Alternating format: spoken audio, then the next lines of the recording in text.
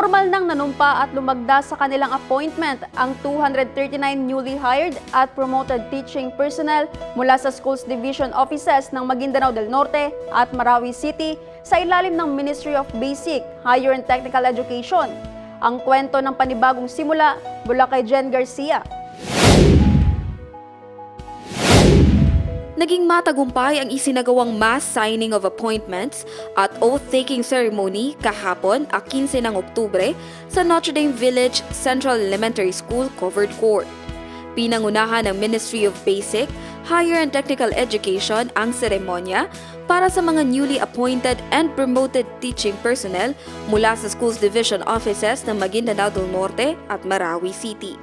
Sa kabuuan, nasa 238 teaching personnel at isang non-teaching personnel ang formal na tinanggap sa MBHTE kung saan 107 rito ay Maguindanao del Norte at nasa 131 naman ang mula sa Marawi City.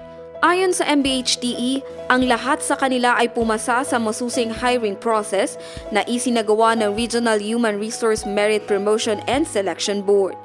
Bahagi na ang mga bagong talagang kawani ng MBHTE workforce kung saan ang layunin ay isulong ang kalidad na serbisyo, inclusive at transformation education na nagsisigurong no bangsamoro learner is left behind. Sa mensahe ni MBHTE Minister Muhagher Iqbal, hinikayat nito ang mga bagong talagang kawani na manatiling tapat sa patuloy na kaalaman para matuto at propesyonal na pag-unlad upang mas mahusay na mapagsilbihan ang mga mag-aaral sa rehiyon.